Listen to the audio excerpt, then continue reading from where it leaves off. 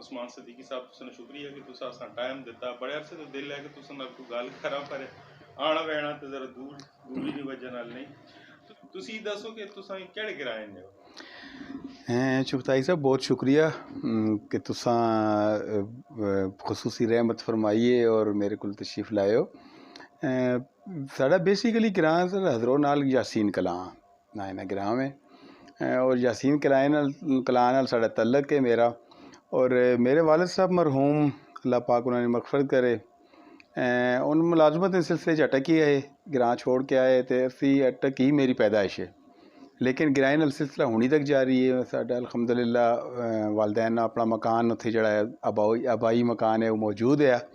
लेकिन उसने भी एक हिस्टरी। साडा जड़ा बेसिकली ग्रां में वो यासीन नहीं है। साडा जड़ा आबाओ अजदाद ने ग्रां में कामुलपुर मूसा है, वैसा और कामुलपुर मूसा। साढ़े जड़े पड़दादा है अब्बा जी ने दादा जी उन्होंने दोस्ती है यासीन ने मलका नाल और नाल शीनके ने मलका नाल। उस वक्त लोग जड़े घोड़ियां ते सफ़र करने, पुरानी गल है, तो शीनका तो यासीन नेड़े नेड़े है,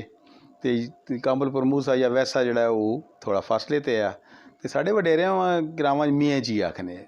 तो उन्होंने आखन साढ़े कि जी मियाँ जी या असी दोए पेच वटा के उत्थे आने तो या तुसी इत्थे आ रहे हो कि साड़ी दोस्ती है। तो वो दोस्ती ने बरम में जड़ा है साढ़े बजुर्ग जड़े वो अपना उतों सारा वेच वटा के साड़ी मालकी हुण भी है कामुलपुर मूसा विच, ते और फैमिली भी है सारी, ते लेकिन साढ़ा इस टब्बर जड़ा है वो इत्थे यासीन कलां में शिफ्ट हो गया। वालिद साहब केड़े शोबे नाल जुड़े हुए की उन्होंने? वालिद साहब जी बेसिकली पटवारी भर्ती होए, तो फिर उन्होंने प्रमोशन हुई तो गिरदावर आए, फिर नैब तहसीलदार रिटायर्ड होए। लेकिन उन्होंने सारी ज़िंदगी वो फ़कीर मनश बंदे फ़कीरी च गुजरी है। और कबल अज वक्त उन्हें मैं 11वीं पढ़ने कि उन्हें कबल अज वक्त पेंशन च आ गई। अच्छा, तुस 11वीं ने ना के दाती दसो कि भाई बुनियादी तालीम तो ज़ाहिर प्राइमरी तक अपने ग्रां ही हासिल की उसी, फिर अगों मिडल हाई ते फिर चलना रहा नस्ल सिलसिला ते हाज़र हो जी तुसी कॉलेज ने विच केड़े हाज़र हो या नहीं सर, मैं ग्रां जड़ा यासीन कलां उत्थे भी पढ़ा थोड़ा जिहा, लेकिन टावें टावें मेन जड़ा मैं अटक च उसले MC स्कूल नंबर 2 होने जिसा मार्केट स्कूल भी आखने, उस प्राइमरी पढ़ी गई। मिडल MC मिडल स्कूल उसले MC होने, हुण MC हाई स्कूल हो गए। उत्थे मैट्रिक जी पायलट स्कूल तो और इंटर उस डिग्री कॉलेज होने, इंटर तो डिग्री जड़ा है अटक कॉलेज जिथे मैं अजकल खुद पढ़ाना पाया, उत्थे ही मैं असल इतने ओल्ड स्टूडेंट हाँ जी। अच्छा, तुसी पहले सिलसिला ख़त्म करा तो फिर आगे चला कि फिर तुसा अपनी पहली मुलाजमत कितने शुरू की थी? सर जी अजकल तो नौकरियां औखियां हो गई, उस वेले मां तो औखी मिली लेकिन सुखलियां मिल वैनियां। असी एक दिन बैठे पे हैं BA ने इम्तिहान दे के, थोड़े ग्राएं ने मैं हुण जिक्र किया उस एक जोड़े है बादशाह साहब ना एक दोतरा है सलीम रजा, इस वक्त वो पिंडी ने किसी हाई स्कूल हेड मास्टर है, जोड़े है उन्होंने वालिद साहब फिरोज शाह साहब वो भी टीचर है थोड़े ग्राएं ने, उन्होंने बेटा है वो शुएब ने छोटा भाई जी फिरोज शाह साहब ने बेटा है। तो मैं असी क्लास फैलो होए हैं चूँकि वो प्राइमरी उन्होंने उतों की तो मिडल इत्थे आ गए, तो मैं बैठे पे हैं तो करें बाहर चौक ते मां मेरे दोस्त आखा यार कि मास्टर नहीं है वैकेंसियाँ आईयां तो रुपए ना फार्म मिलना है, तो मैं नहीं भर्ती होना, तो तू अगर अप्लाई करना ही तो मेरे को फार्म चाह के मैं उसको फार्म के देते गया चौक सलीम शाह बैठा पे, मैं कहा यार शाह जी मैं तो फार्म के ना है मां जो फलाने दोस्त दिता है, तो अगर तुसा भी अप्लाई करना है तो आओ सवेरे वैने अप्लाई करना। उन्होंने तू होवे ना होवे मैं तो अप्लाई करना है। असी दोए चले गए एम्प्लॉयमेंट एक्सचेंज ने दफ्तर वहाँ के अप्लाई कर आए हैं, इंटरव्यू होए, इंटरव्यू तो बाद सलीम रजा हो गया तो मैं रह गया। अच्छा, मैं फिर 2 या 3 बैच जी उन होए सितंबर 95 में तो मैं जाए 85 में तो मैं किया अप्रैल 86 में join EST untrained. EST untrained भर्ती हुई है जी हसन अब्दाल को एक ग्राम में दूर अफ्तादा सब्ज़ पीर नाम है। मैं सब्ज़ पीर तो अपनी जॉब ना आगाज़ किया है, फिर मैं उत्थे ही नाल ही अस जॉब जी की अनट्रेंड है, अनट्रेंड तो बाद ट्रेंड हो गए, B.Ed किया है तो उत्थे ही असी SST लग गए मैं। अच्छा उत्थे भी असी जड़ा करीब शाह साहब कोट सुंडगी लगे तो मैं यानी हसन अब्दाल एक ही सिरे तो उन्हें दूए सिरे तो मैं, जिस वक्त असी SST बने हैं तो असन फासला जड़ा एक ही यूनिक कौंसल उन सुल्तानपुर तो मैं सब्ज़ पीर ही, तो सब्ज़ पीर तो मैं अटक आया जी इस्लामिया हाई स्कूल 2-3 साल पढ़ाया है। इस्लामिया स्कूल तो मैं PSC कामरे और PSC कामरे तो मैं फिर चला गया ਲੈਕਚਰਰ ਹਜ਼ਰੋ 1996 ਵਿੱਚ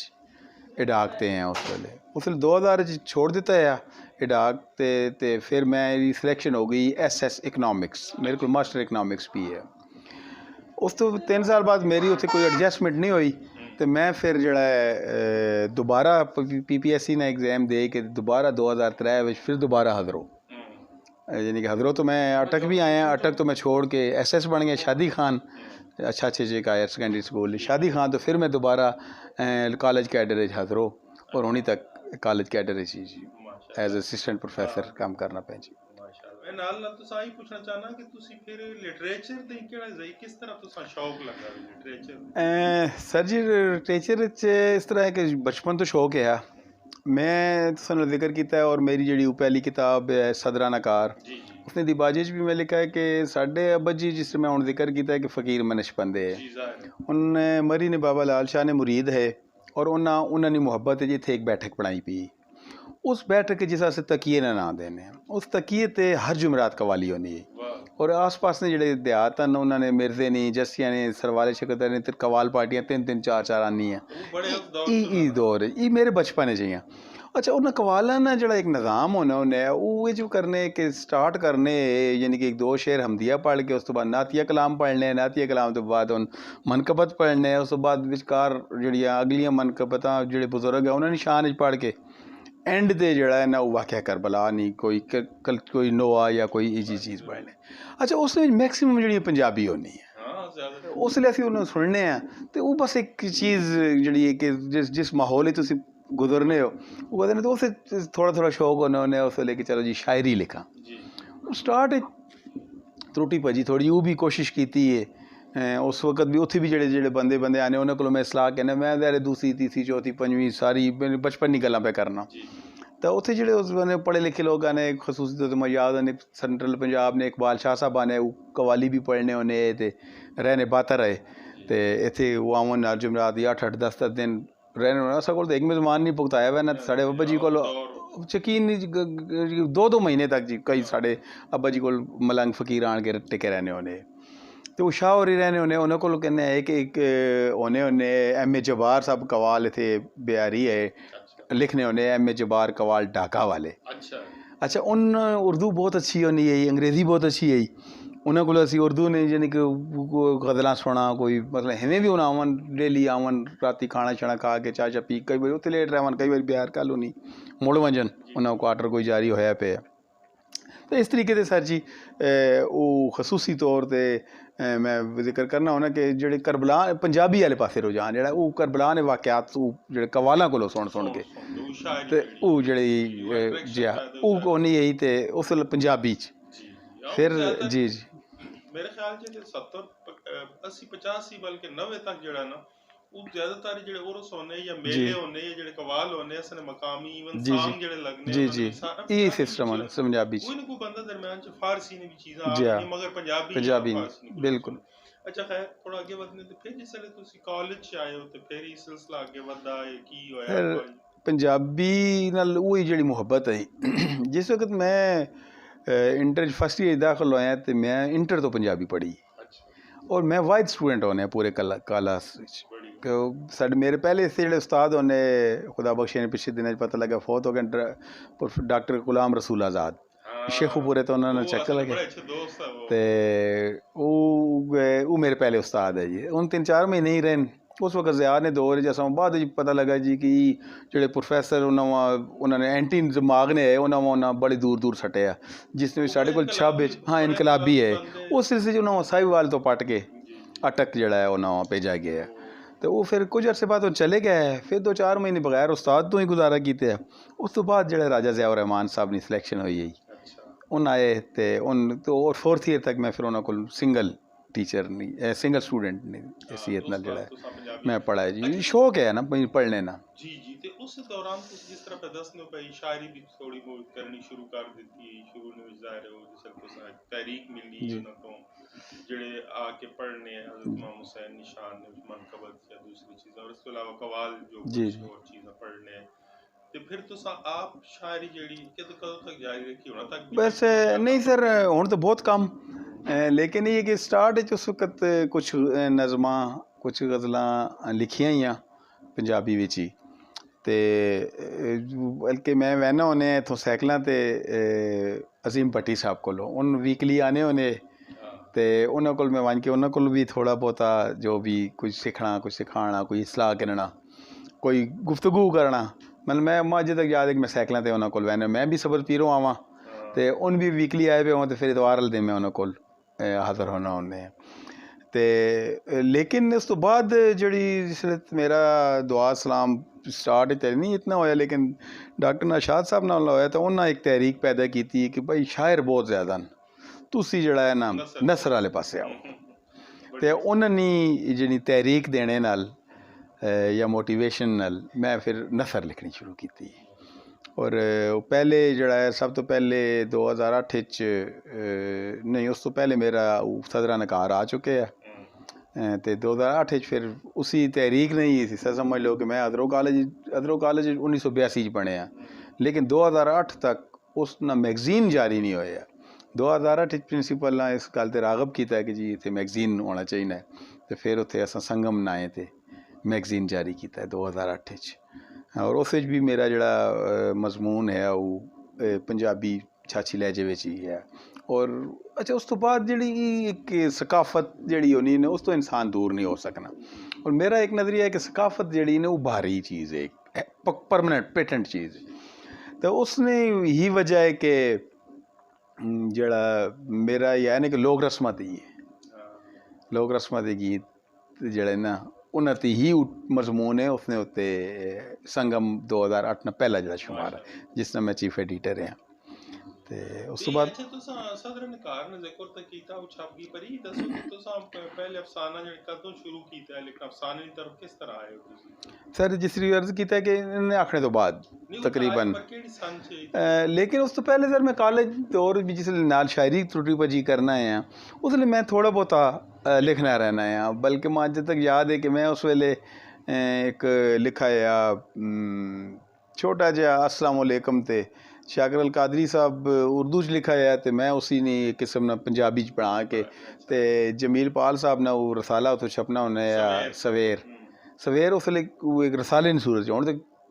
उस मैगजीन की सूरत है ना रवेल विच मेरे जी इलियास बिल्कुल वो रवेल मेरिया नज़मां थोड़ी जियां कुछ अर्सा तसलसल नाल छपनियां रहियां जी ते उस वेले वो पहली जड़ी छोटा जिहा आर्टिकल टाइप है समझ लो कि पेज एक ना वो पहला उत्थों अस्सलाम वालेकुम ने नाए ते छपाया जी ते उस तो बाद थोड़े कुछ मकसद दे 2-4 अफसाने उसी दौर च लिखे आए फिर विचकार वो इधर कि अजकल तो फिर रुझान ख़त्म हो गया उस वेले साढ़े उस दौर शायरी ने ज़्यादा होने है तो वो थोड़े बहुत ही मैं लिखी मेरे कोई सुनने ना मैं सामने ज़्यादा अच्छा रहना वहाँ और कंफर्ट भी फील कर रहा हूँ कि चलो यार मैं अदबी दोस्तों बैठा रहा उन्होंने गुफ्तगू सुनना रहा या उन्होंने पोइट्री सुनना रहा बजाय खुद लिखने ने लेकिन ये कि थोड़ा जहा फिर भी चलो लोग आखने नहीं लिखो जी तो वो मैं फिर थोड़ा जहा लिखे तो उसी लिखना स्टार्ट नसर भी कॉलेज दौर तो ही हो गया लेकिन बाकायदा जड़ा वो पहला जड़ा मजबूआ छपा है वो ही है उस तो बाद ही छोटा मोटी जी तहरीर रही उस रवेल छपनी रहनी है मेरा कोई मजमून कोई वैसे ही इंतखाब या कोई अपना नसर भी